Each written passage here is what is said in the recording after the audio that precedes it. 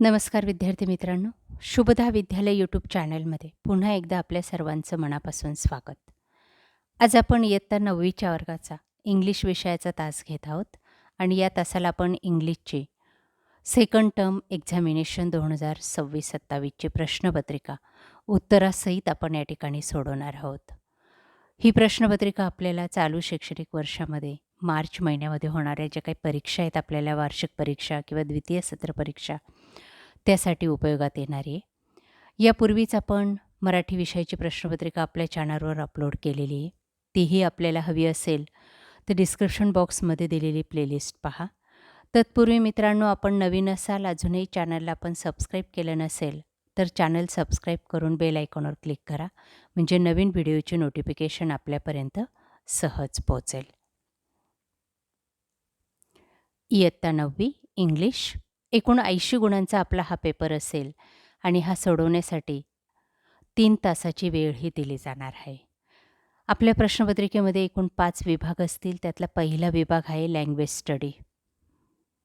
8 गुणांसाठी आपल्याला हा प्रश्न विचारलेला आहे. बघा, पहिला प्रश्न, डू ॲज डायरेक्टेड. यामध्ये आपल्याला काही उपप्रश्न विचारलेले आहेत.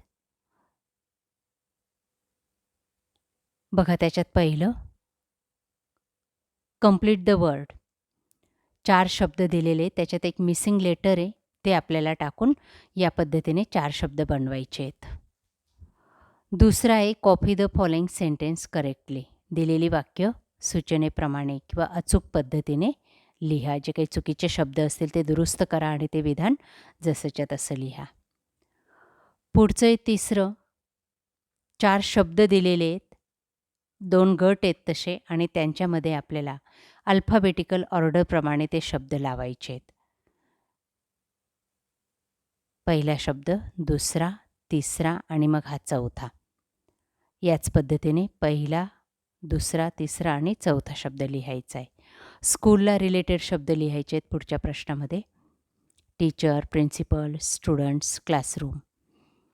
त्यानंतर डू ॲज डायरेक्टेड याच्यामध्ये एक शब्द दिलेला आहे आणि त्यावर आधारित आपल्याला कमीत कमी 3 शब्द बनवायचे आहेत.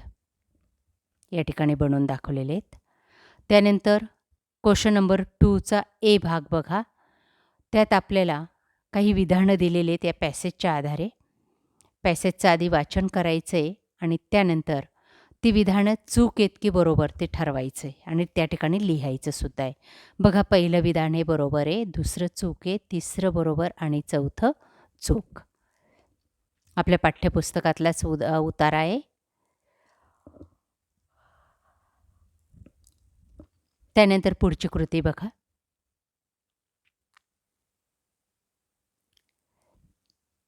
दिलेल्या शब्दांना विशेषण लावायचं आहे.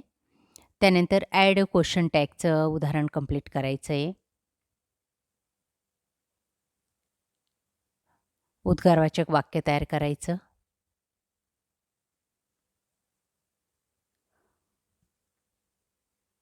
त्यानंतर पुढचे प्रश्न पहा. उतार्याच्या आधारे आपल्याला या सर्व प्रश्नांची उत्तरं अशाच पद्धतीने लिहायची आहेत. Copy the missing words. काही शब्द दिलेले आहेत, ते आपल्याला उतार्यात शोधायचे आहेत आणि त्याच्या पुढचं जे काही वाक्य असेल ते जसंच्या तसं लिहून टाकायचं आहे. त्यानंतर B2चं उत्तर बघा. हा जो काही दुसरा प्रश्न आहे त्याचं उत्तर या ठिकाणी दिलेलं आहे. अशा पद्धतीने ते लिहायचं आहे. बघा इथं.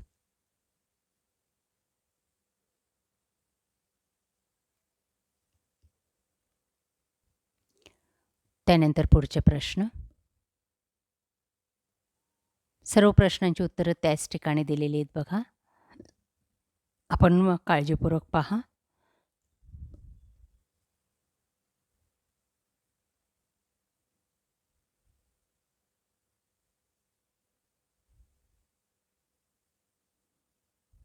क्वेश्चन नंबर 3, पोएमवर आधारित प्रश्न आहेत.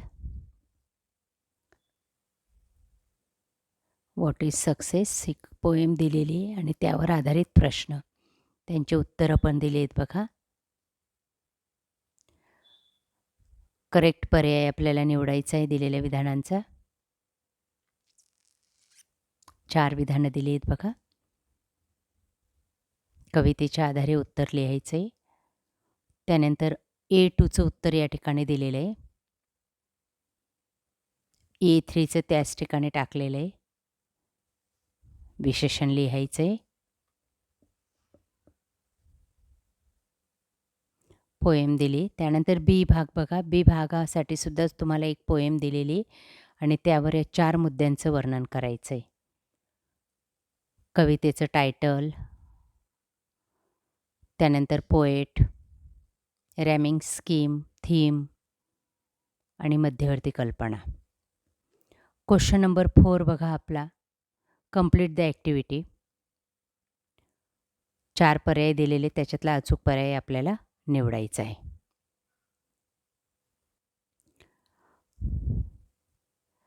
त्यानंतर क्वेश्चन नंबर 4.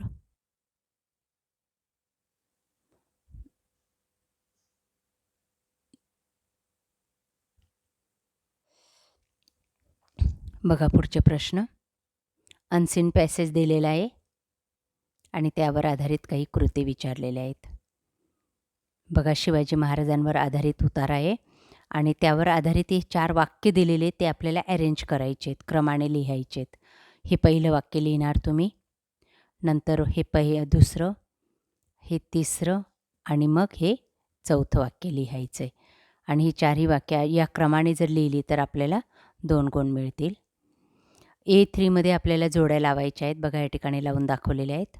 हा बी कॉलम न लिहिता हे उत्तरं त्या ठिकाणी लिहायचे आहेत आणि ए कॉलम जसाच्या तसा लिहून टाकायचा आहे. A4 ग्रामरवर आधारित आहे. दिलेल्या सूचनेनुसार आपल्याला ती वाक्यांमध्ये बदल करायचा आहे.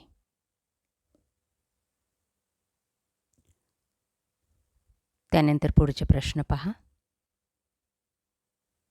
लेटर रायटिंग क्वेश्चन नंबर 5मध्ये 2 लेटर दिलेले, त्यापैकी एकावर एक लेटर आपल्याला कंप्लीट करायचं आहे 5 गुणांसाठी.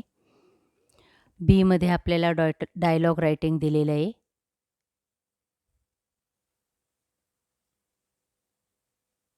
त्यानंतर कंप्लीट द डायलॉग.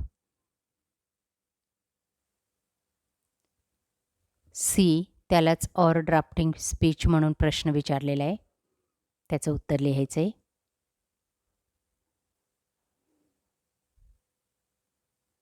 त्यानंतर क्वेश्चन नंबर 6 इन्फॉर्मेशन ट्रान्सफरसाठी 5 गुणांचा प्रश्न आहे.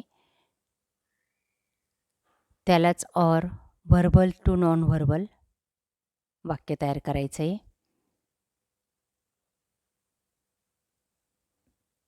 बघा या ठिकाणी या उतार्यावर आधारित या प्रश्नांची उत्तरं विचारलेली आहेत, ती लिहून दिलेली आहेत. ती व्यवस्थित आपल्या वहीत लिहा आणि पाठांतर करा. 5 गुणांचा हा प्रश्न आहे. 6व्याचा बी भाग बघा, 5 गुणांसाठी असेल. हेच प्रश्न आपल्याला विचारले जातील. त्यानंतर 7वा प्रश्न हा ट्रान्सलेशनसाठी असेल, 5 गुणांचा. ABC 3 पर्याय आहेत त्यात. पहिल्यामध्ये आपल्याला 4 शब्द दिले जातील, त्यांचा मराठीत अर्थ लिहायचा आहे. दुसऱ्यामध्ये आपल्याला 4 वाक्य दिले जातील, ती मराठीत लिहा. आणि सीमध्ये आपल्याला म्हणी दिल्या जातील, त्या आपण कंप्लीट करायच्या आहेत, मराठीत लिहायच्या आहेत.